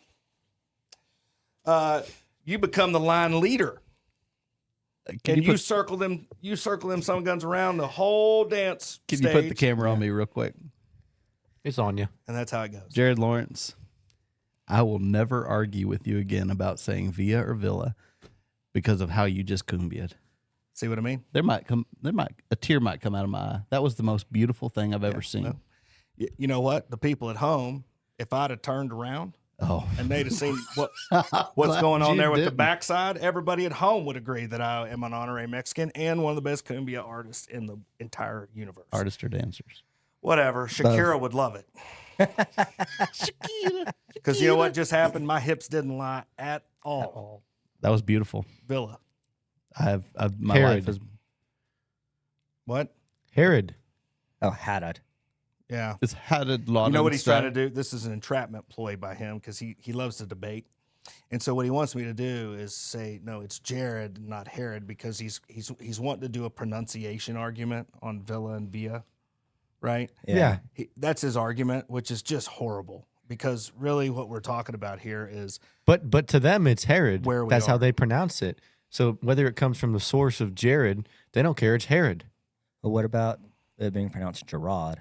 okay. Well, do you say Board. Jesus or Jesus?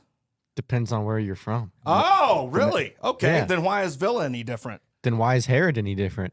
You can call me Herod if you want. Okay, Herod. You're just an idiot, but you can call me Herod if you want.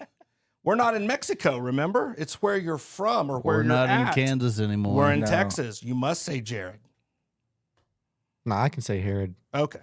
Well, you can say whatever you want. I love you so much anyway, Connor. It doesn't matter. Herod Lawrence. Perfect. That's gonna last today. Yeah.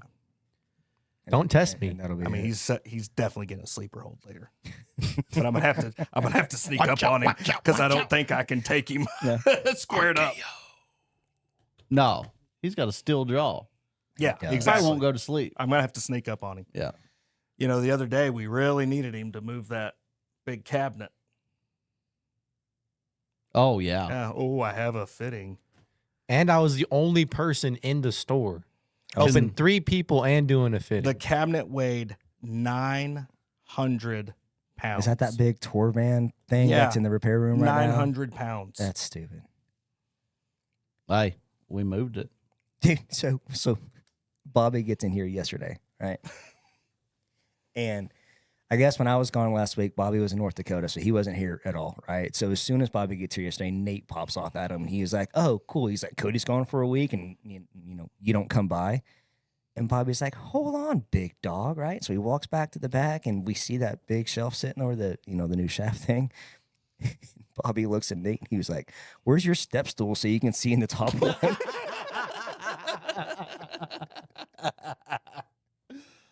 Oh no. Yeah, it is pretty tall. It is tall. Yeah, we should intentionally put like the most popular shafts. Ventus. Yeah. Ventus up top. Yeah. Up there. Yeah. And He Vista told Pro. me he wouldn't sell it. Do Yeah, we have he- Ventus? No, we don't have Ventus. Well, That's probably right. he doesn't too. sell anything anyway. Yeah. Right? He's the repair guy. He told me he was going to put all the shafts up there that we don't sell, and I was like, Yeah. "So, like steel fiber? Yeah. Which we don't have?" Or we could just surprise him and put all the shafts up today. Yeah, that When- would be when he gets here that's tomorrow. that's definitely what he's holding out for. Somebody else to do it. Yeah. Yeah. 100%. In fact, he told me this the other day, and I went, well said, Nate. Well said. He goes, well, I mean, when's the last time that you did anything with that it didn't flow right? I just don't want to put it in there and it not flow right. And I went, Nathan, you just don't want to do it. That's what it is. You don't want to do it. No, man. I mean, I just want it to be, functional. Unlike all What a the, cop out. Well, I'm just saying there's several ferrules and stuff. There's been a couple times where, hey, I need this ferrule, and I'm like, no, you don't. Here's a million of them that you forgot. He hides them from himself. And by the way, I'm not talking any smack because I do the same yeah, thing. absolutely. I mean, I hide stuff from myself all the time. Keys to storage. Keys to storage, yeah, exactly. Which were on the desk, for crying out loud. That's embarrassing. The key to that cabinet. That was in my pocket. And I knew that. Connor texted me. He's like, hey, where's the key to the cabinet? I said, it's in my pocket. But where were you? I was not here. Those shafts would have been up already if you didn't have that key in your pocket. I bet that's true. Sounds like your project for the day, Connor. Yeah. It was supposed to be my project on Saturday. Maybe Friday, but we didn't have Oh power. yeah, July. Was it all day? 10:30 a.m. to 6 p.m. That's the biggest. That joke was I've an ever seen. ordeal and a half. What happened? We went to Dos Compadres is what happened. Oh. Yeah, that's We had a true. glorious lunch. It was 10:30 in the morning. I've got a driver fitting going and a wedge fitting going. Two guys. And was anybody in the other one? Yes, there was 2 fittings. Okay, yeah. So we had double fittings going on. Yeah. Gary Daly had just walked in, right? And we had probably 4 or 5 customers at the time, Yeah. just Kinda roaming around. yeah. And the power goes and cuts off, and then it comes back on. I'm like, oh, okay, just a little. Ooh, It shuts down. she gone. So we get on to the encore Encore, thing, and it yeah. says 1:30. I'm like, you're kidding me. 1:30? Then it goes to 2:30. Oh. Then it goes to 4:30. Then it went to 5:30. Then it went to 7:30. See you, boys. We gone. Yeah. So what we ended up doing is we hung out for a little bit, made sure everybody, that was in there, if they wanted something, got help. Gary threw he lobbed one over my back. You got to pay the electric bill, which thank you, Gary. That was awesome. And you are correct. You are correct. There have been times where it might be a little sketch, but this was not one of those times. It just went out. We still don't know why. Oh, really? Yeah. We still don't know why. There was a big storm the night before. There was. And then, Steve Fine was in that other hitting bay, and he's like, yeah, the Oh, yeah, Transformer. yeah. disconnected. And then it tried to open, then it closed. I'm like, Steve, what the crap are you talking about, dude? What does that mean? No clue. And he's like, well, I'm just, because he used to do that. Oh. Yeah, he worked for an electrical outfit for I don't know how long. What's it called? Yeah, electrical. I think it was TXU, maybe. Clinton's down. Clinton is down. Yeah. Yeah. So Steve is my favorite, one of my favorite humans. By Oh, the same. way. I love the guy to death. He and I'm gonna get a lot of crap for this. You know, he's gonna yell at me. Which that's gonna be like, oh yeah. You. Yeah. Does he watch the podcast? Does he watch it? Oh, he's gonna. Is We he gonna- gotta I'm gonna have tell a him. counter up on the string of how many times y'all have said yeah. Ding ding ding ding ding ding ding ding ding ding ding. Well, that might. I be wonder kinda if fun. Steve's ever thought about how many times he says, "Oh yeah," throughout the course of a day. Yeah. He was telling I'm us hooked that the, up, buddy. that Yeah. the transformer tried to open, but it closed. Something like that. Yeah. And I was like, okay, I don't know what he's talking about, you know. And he was talking about all sparks and all this other stuff and Transformers. I was about to and- say all sparks. You like that Yeah.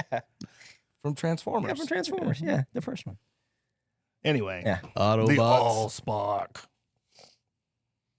Okay. So Anyway, so it cut off. We okay, 10:30. It cuts off. We're all standing around. We take care of the customers. Cody, what we did? JT was here, and not Justin. By the way, Yeah, you're sneaky. you are sneaky, and it worked out just as I planned. He paid for lunch. Oh, did he really? Yeah, he Hey, went with us thank to you, Dos by the way. Compadres. Huge And then thank you to Justin. Huge thank you. He's like, to I got to Justin. go to the restroom, and comes back with this weird grin on his face. The lady brings the ticket, and we're all like, and it has a card already connected to it, and JT had paid for lunch. Dude, like what just a good human being. Oh, Right? great I mean, human what a being. good guy. So Arguably our number one customer. Arguably. So he texted me a Friday morning. Like we're in the middle of playing Buffalo Ridge, I think. And he was like, "Hey, bro," he's like, "The power's out at the store." And I was like, "Oh, that sucks." He was like, "They're all blaming you." And I was like, "I don't care."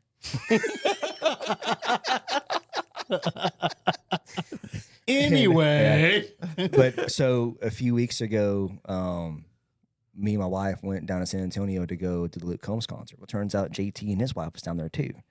And so we met up on the Riverwalk and had a couple of drinks, this little Irish bar, and then went up to Howl at the Moon. And dude, like Justin's a drinker.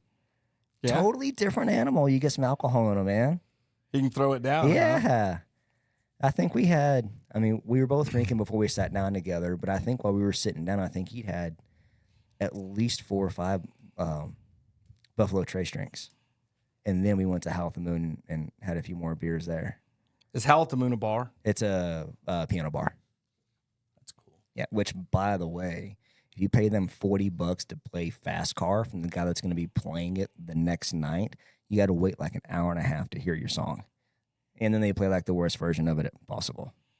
They just heard if we got through it, and I was like, well, that was a waste of $40. Yeah. I don't think I'll go to Howl at the Moon. Should I? It's fun. It's fun. Oh, it's fun. Yeah. just don't pay the Just 40 don't. bucks. Yeah. Just Just don't don't pay do the the $40. song. Yeah. Okay. Don't request and a like, song. yeah, they'll go based off. Like, you can go up there. Like, if you throw up 100 spot, right, your song's probably going to the next in line, right? Oh. You know, it's kind of one of Okay. those because that's how they make their money with tips, right? And everything. Sure. But no, it's fun, man. But the base price is $40, or no, you can put $5. You don't even have to put any money up. You can just go up there and request a song. But if Whether it gets played or not. yeah, but if you want it played, you have to Gotta- come with some cash. gotta give them the honey bun. Mm-hmm. Yeah. You know, or like if you request like some lame song like Strawberry Wine, you know, probably not going to get there, you Man. know. Journey may not get there because it's so overplayed, right? So you got to be very strategic with your song choice if you want to play. Yeah, I'd probably come up with some Timberlake. And they'd probably do that. Yeah. It's like those, they're so Ooh. talented. Some Teddy Swims. Yeah. Ooh. That is not what I thought you said. That is not what I thought you said from over here. You said Teddy? Like T-E-D-D. Yeah, okay. Okay. It's not what it sounded like from over here. Teddy No, no, Swims. Yeah. Teddy. I was like, Clinton. This is a child show. Teddy Swims, though. Going to see him in October. Are you really? Yeah. Oh, yeah. You asked me Love about it. that. Yeah, Love and you it. said you'd never go. Too many people, man. You know, we talked about that yesterday as well. You know, what's that place called? The Tailgate. Yeah. Oh yeah. Just not interested. It's a cluster. No, out dude, there. that place. Yeah, there's no. just too many people. I just can't handle it. Well, dude, so the last time we went to a concert out there, right? I went and got a bucket of beer because the line was taking forever and the bartenders were slow. And they're like, "Here's a bucket with your beer." And I was like, "Well, where's my ice?" They're like, "Well, we're out of ice." So then I had to get hammered because he can't take beer back. And, Yeah. And I had to drink a 6-pack of like the tall ones, right? Very quickly. So that way I didn't, you know, I'm going to get all my money's worth out of that, right? Yeah. Like you got to have ice. I'm so proud of you. You Oh, hammered bro. him before, Yeah, Katie- before the icy. Katie match. drove home. Too many people. You went to the national championship. That's a different story. It's different. That stadium's designed to hold 100,000 people. I'm talking about a concert in a stadium that's designed to hold 100,000 people. Clinton. I know it's me. I already regret saying this. Yeah. It's, you know what it is?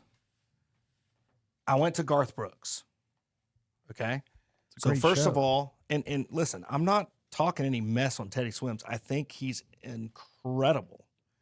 But basically to get me to go to a concert, I have to probably know 95% of the songs. Oh, okay. I see what you're saying. Okay. Or I have to have what I had for Garth Brooks, which was I very strategically pick seats.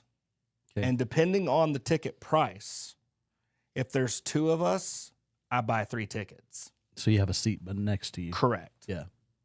Correct. I hear you. And so I'm not, like, when I went to see Usher and Adele, those tickets were way too expensive. Like the same show? Huh? Usher they and weren't Adele? playing the same show together. No, were they? no. So here's what Oh, happened. Okay. That was I a was weird like, combo. Yeah.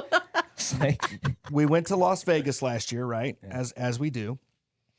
And every year I try to take Nicole out on, like, you know, a date night yeah.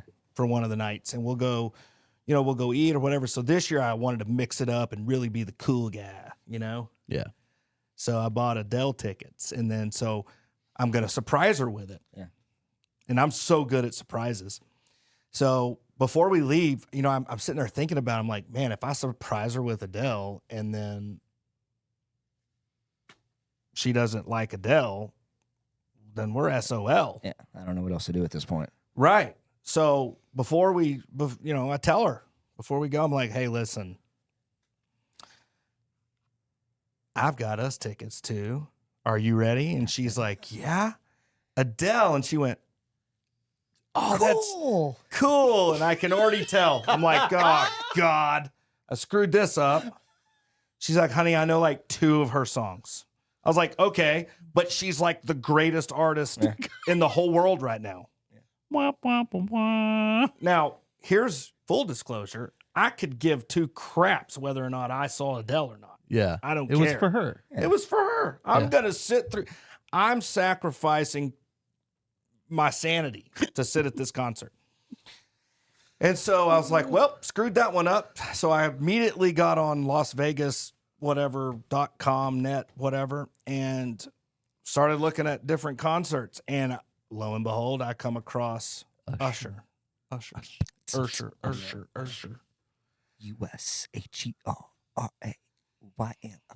Oh, yeah. Yeah. She was rocking out to that one. And again, probably the only Usher song that I really know is Yeah. Yeah. Oh, no. That Here we one. go again. Yeah, there we Ding, go. ding, ding, ding, ding, ding, ding. Yeah. So anyway, we get to Adele. There's 10,000 people just in this one section. I'm sitting like this. The girl next to me immediately starts singing with Adele. So now I can't hear Adele. All I'm hearing is her. And I'm freaking out. And I don't know what song she's singing, but I'm like, wow, she has a heavenly voice, but I have no idea what the words are. This girl does. And she's singing them at the top of her lungs. And I looked at Nicole and I said, Sorry, babe. we're going. Yeah. You ready? She goes, yes. And I went, God, I should have never bought the Adele tickets. What an idiot. So we walk out of there after like 2 songs. People are looking at us like, where are you going? We're going somewhere to more fun. Usher because we're that cool. And so we get to Usher. We go to scope out our seats. It's not looking good. Yeah. The seats we had were not looking good. Like, thought maybe there would be a problem up there, right? Oh, Like, yeah. they were pretty rowdy. You know what I'm saying? Gotcha, Like, yeah. you could tell they were getting at it, which is cool. I mean, it's the Usher show, right? Right. I mean, you got to go. So we go out to get a drink, and we're waiting in the line, and this random dude just walks up to us. He's like, hey, are y'all waiting for a drink? And the line was semi-long, but like it would have taken us 5 minutes. And I was like, yeah. He goes, well, follow me. I'll show you where to get a good drink. I went, Say no more. Yeah, you don't got them. Roger that. So we take off. And we've been walking for quite a while, and I look at this guy, and I'm like, hey, bro, where are we going? He's like, just hang on, man.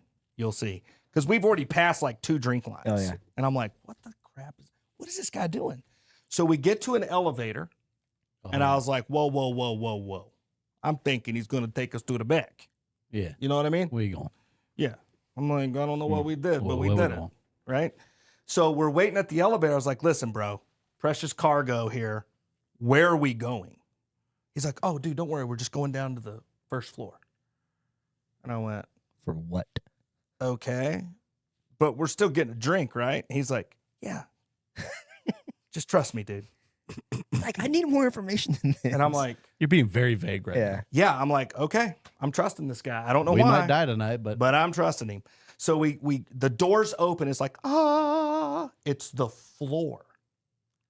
Like, you're down there, like, front stage. Oh, like, yeah. on the floor.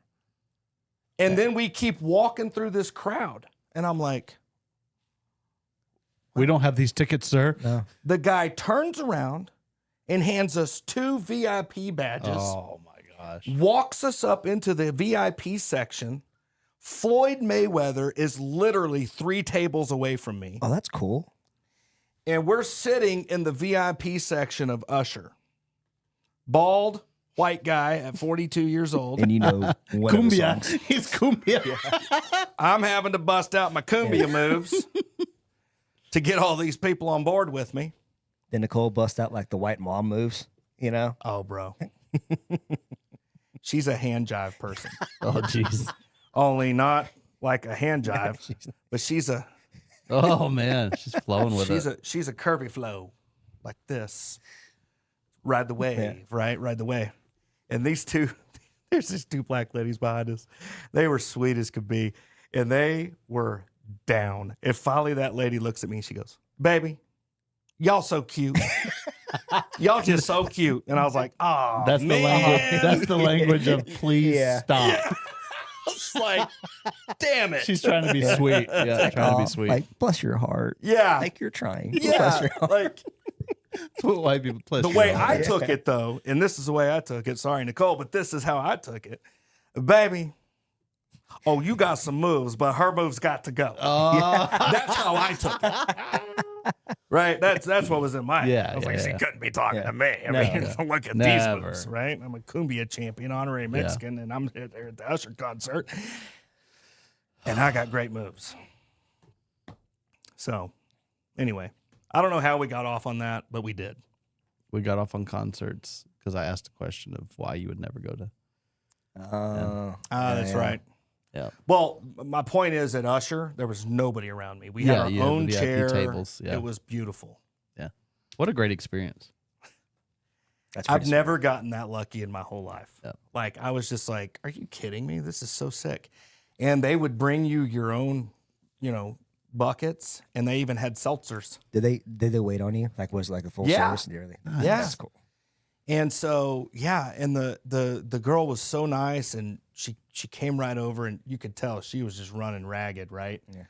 So I hooked her up with a pretty good tip, and I'll tell you this, we never got thirsty. No. Yeah. Yeah. Yeah. We probably had 1 or 2 too many. It was I a mean, good night. I It was right happens. as the mill, but I mean, I don't know how you can go to Vegas, apparently, and not have, like, 1 too I many. mean, you have to, right? Yeah. You have to. Dude, It's I Vegas. went hard in the paint that first night, man. Oh, Maybe a little too hard in the paint. Bro, that text was so funny though. It was the best. It was the best text. And I'm like, it's 8:50. It's a normal. Oh, Oh, no. yeah, it's probably not a normal time. yeah. Vegas is always the best though, because you leave here and you gain 2 hours. You land basically at the At same time. Yeah. But coming back, it sucks. yeah. Like 4 hours. Yeah. It's terrible. Yeah. But so my favorite thing about Vegas, one of my favorite things about Vegas, is flying in there on Southwest because there's this terrible pizza spot. I don't know what the name of this place is, but I know where it's at. Downtown? No, it's in the airport. Oh, gotcha. Like it is just like terrible pizza airport, but it is one of my favorite meals every time I go to Vegas. Like I make it a point. It's like a glutton for punishment. Dude, I don't know what it is, but you get you 2 slices of pepperoni pizza and a Dr. Pepper, and it's the greatest thing ever before you fly home. Oh, and then you got to A get little on a grease flight. bomb and Mhm. some soda Dude, right before you take off. I don't know what it is, but every time I leave Vegas, that's my spot. Well, dude, I'll tell you right now. Every time I go to Vegas, it's Pizza Rock. It's Pizza Rock happening. downtown.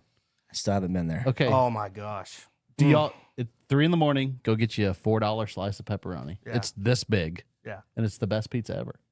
They have the little pepperonis that kind of The cupping pepperoni. yeah. Oh yeah. Yeah. And it's you can literally got a little crunch to them. you Those are can the go best. in and sit down, but most people you just walk in, go to the bar. They have this glass window. You go up there and say, "I want a slice of whatever." They heat it up through the oven and give it to you, and you get to walk back out on the street. Why does it have to be at 3:00 in the morning? That pizza just hits different at 3 a.m. Okay, what time do they open? You can go like normal lunch and Okay, dinner. cool. Because we're going back in August. Yeah. Go to Pizza Rock Yeah. downtown. So Fremont, you take a left, go by the Mafia Museum, and it's over off the. Oh, okay. It's right over there. Yeah, okay. You got to do it. We'll go. And I don't know. I don't know if Portnoy. I would love to see a pizza review Do a one Portnoy bite. on it Surprised because he hasn't yet. I'm just wondering if it's one of those things where if you're in your right mind, it's actually terrible pizza. It's really good. We ate lunch there last time we were there. We ate for lunch and went in, sat down, ordered the pizza, and it was really good.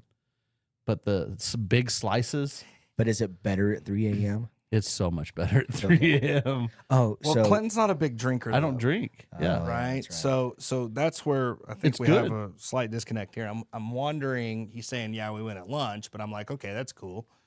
No, I'm saying sober, it's good. Oh, okay. Yeah. Sober, it's very good pizza. but at 3 a.m. it just hits different. Okay. But It's- buzz, okay. it becomes better, right? It's So like, you think Portnoy would give it like a 7.5 or something? I think it'd be a low 7. Really? Yeah. Sorry, man. That's disappointing. I mean, You're I'd probably right. I would still try it. It's really good. I'd still try it. It's more of like a what would you Bar say pizza. like bar pizza, New York style, where you It's giant. you kind of fold it up. It's Oh. gonna be a little greasy on this end. I'm in. I'm all in. But you have So- to fold it because it's a giant slice. 100% in. And it was $4 like And- 2014. And eat it like a bear pizza where you stack 2 on top of each other. You can. Oh yeah, I'm not gonna lie to you. 2 years ago, I'm on my way back up to the room, and no, it was 3 years ago because it was the year Nicole did not go. And I'm on the way back up to my room, and it's early, so I'm like, you know what? I'm starving to death. I went and got me a large Pizza Rock pepperoni, thinking to myself, yeah, I'll have a slice or two tomorrow morning too when I wake up at 5 to go to this tournament. I killed the whole thing. Yeah. I killed the whole thing. It's so It's so good. good. I just couldn't stop. You got to put the crushed pepper on it, some Parmesan while you're standing there, and just walk back out on the street and eat. Well, here's the deal. Now I'm starving to death. I'm starving So too. I appreciate that. Jersey um, girls. But what? Have you had Jersey girls? Yeah. So my boy Dustin, right, owner of Katie's Barbecue, Yeah, here you go. right? He started his own printing company about a year ago, Here you where go. he's printing like companies' names on styrofoam cups, plastic bags. I mean, not plastic bags, paper bags, doing pizza stuff, right? He actually does the work for Jersey Girl now. It's like he does their cups, he does their pizza boxes and everything. But Jersey Girl in Odessa is outstanding. Jared's never heard of it. Oh, by the way, this new MD place, whatever it is, Outstanding. did you hear that the owner got arrested? Allegedly. I heard somebody got arrested down there for like drugs or something. Really? Yeah. They got really good pizza now too. I know that was that place that dropped it Yeah. off like the sample, right? Yeah. Yeah. But Teak and anyways, Charlie's Jersey Girl. Yeah, but Jersey's Girl in Odessa. Jared's never heard of it. Are we getting Seriously? He's never heard of it, and it's probably top 5 easy best pizza in West Texas, Oh, for sure. if not the best. Yeah. it? Are we getting it or what? It's in Odessa. It is in Odese. Do they not deliver to? No, No. but we can go get it. They're like right Will they off- meet us halfway? No. No, we can go get it though. All right. Connor, you got a fitting? I'm not being delegated to this. No, Connor's got some shafts he's got to put up. Yeah. Teak and Charlie's Jersey Girl pizza is phenomenal. It's so good. Jared's got to try it. Fun fact: David's like best friends with him. Of course he is. That was our connection right there. Like anybody from Odessa, like David's our connection. Yeah, Yeah. absolutely. So David, speaking of Dustin and Katie's barbecue, I've never seen a human being eat more barbecue than David Farmer. Oh, he goes ham on it. Bro, it's Yeah. impressive. Yeah. That guy, and he's a bottomless pit. He stops just because he wants to stop. It's like he's got to catch his breath. Yeah. it was I mean, not because he has to stop. Yeah. You know, most of us, it's because we have to. Not David. Just keep going. He's a machine. It's Yeah, it's like Dory. unbelievable. Keep swimming. Just keep swimming. Just keep going. Well, Clinton, I'll tell you this. This has been one of my favorite episodes. It's been a with good one. Mr. Cody Reynolds. Thank you, guys. It's been a good one. And I'm so glad that we were able to get him on here and finally talk about velour. Yeah. I feel like the timing was perfect Yeah. as we're you know, getting our stuff in. Yep. You guys are gonna have to stop by the shop. the next time I come back on this thing, let's get a 4th chair so we can get Scalzo in on this thing too. Oh, we're working on that. Yeah. We're working on that. Finally. We're getting in fact, we've got a whole schedule full of awesome people. Yeah. And we're adding a 4th chair, 4th mic. We're gonna adjust the set a little bit, and then we're gonna have Scalzo, the whole 9. Scalzo, get ready, big dog. So that one will definitely have to mark it. E. I think Bobby will be on his. I think he'll be. I don't want to say best behavior. I think we'll have to mark that one, which we can. Yeah. We can pre-queue it so that Apple knows not to flag it. Okay. That'll be marked explicit right from the get-go. That one gets. That one right there, people need to look forward to it. Bobby Scalzo is a next level guy. Yeah, it's gonna be fun. He is one of the funniest humans I've ever met. And probably just mute my mic right off the bat because I'm gonna be laughing the whole time. Yeah. And, not for nothing. Can you imagine if we went J. Brad Oh God. and Scalzo? We just let them two just bumble back and forth, and we just Yeah. laugh the entire time. Yeah, we could just literally sit here. Bradley Sharp, he's so witty. Justin Bradley. Yeah, he was in here yesterday. Yeah. He makes me laugh probably harder than any human on the earth. Dude, the thing about OJ Brad, he's one of those guys that you can be 4 states away at 3:00 in the morning, get in a problem and call him. He'd be like, "What are you doing, big dog? Like, I'm screwed up. I need your help. Cool, I'm on my way." He'll drop whatever he's doing Mm-hmm. and be there for you. It's one reason why I love that guy so much. He's got some amazing stories. Oh my goodness. Oh, you should have seen the picture we took at our wedding, right? So we do like this flying V picture, right? With like me and all the groomsmen. And the photographer's like, "All right, everybody kind of gives like a serious face, right? It's like we're all kind of like mean mugging this camera, trying to look cool." And as you're looking through the picture, you get to Justin, he's just smiling, just a big smile. Bro. It's like, come on, man, you look like Fat Albert sitting there. Pretty much. Well, I didn't know this at the time, but I was sneaking Brad drinks. Oh yeah, he got Justin for the wedding. Justin Bradley drinks at the wedding. He might have gotten cut off. Well, I didn't know. And he was coming to you. Well, no, I was like, "Hey, bud, you need a drink?" He was like, "Yeah," and I was like, "Okay." So I went and got one and brought it back. And Gave it to him. Yeah. about He had 2 been drinks cut off. later, the bartender, when I go up there, the bartender goes, "Hey, you can't be giving him any drinks." And I was like, Why? "Well, I just asked him if he wanted. I didn't." She was like, "He can't have any more." And I went, "Oh." Yeah, so he was going up and like ordering doubles, right, Oh. for him and his girlfriend at the time, and they were like, "Oh no, like I can't serve you a double, but I can serve you a single." And he's like, "Okay, that's fine." So then he'd get 2 singles, go back, sit down, and pour them both in the same cup. Which he's another guy that's a machine. Oh, dude. Yeah. I mean, that guy Cody has talked about drinking himself sober. Oh, absolutely. I've seen it. Drink so much you got drink drunk past getting and drunk then- and you drink yourself sober. Came back. Yeah. Nice. Holy smokes. He's next level, Yeah. dude. He's next level. I swear to you, by the time the wedding was, because he was in really bad shape sitting at that table. Like, I was like, oh boy, this is going to get ugly. Yeah, like he went to go use the bathroom and forgot to zip up his fly, so like his shirt's like sticking out of his fly. He was in bad shape. Yeah. But I'll be danged if when everybody lines up to, Yeah. blow bubbles or whatever it is we did, Sparklers. he was fine. Yeah, he's good. He'd come back. He's front and center. He'd come I mean, back. he was good to go. Yeah, he'd come back. Like nothing happened. Did he drink with us back again at the hotel when we got back, or was he done for? I think he came down. Was that the night you paid the kitchen $100 to open up for some French fries? Yes, sir. Was it? Okay. That's a Hey, Jared man, they story. told me they were closed. And I was like, no, you're not. Okay. Here's a hundy. Yeah. I need some French fries to wake Z up. Here's a hundy. Because I think Z was about asleep. Yeah, he was starving. Yeah. Anyway, What a great episode. Guys, Cody. thanks for having me on. Thanks for being on. And awesome. great episode. Look out for velour. It's coming. It's going to be here very quickly. Y'all stop by the shop, pick up an article of clothing, get you a hat, and Split pants. Yeah, Split pants. Yeah, look Gotta get out for some the split fall. pants. Some split pants in the fall. Some good hoodies, some good Q-zips. And yeah, we're also going to be running a little promotion our first opening weekend here at the store, strictly on velour. So keep an eye out for that. We'll start pushing it on social media once we get closer. heck yeah. So, great episode.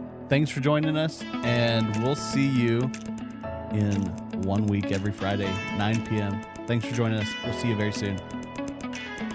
Peace out. Thanks, guys.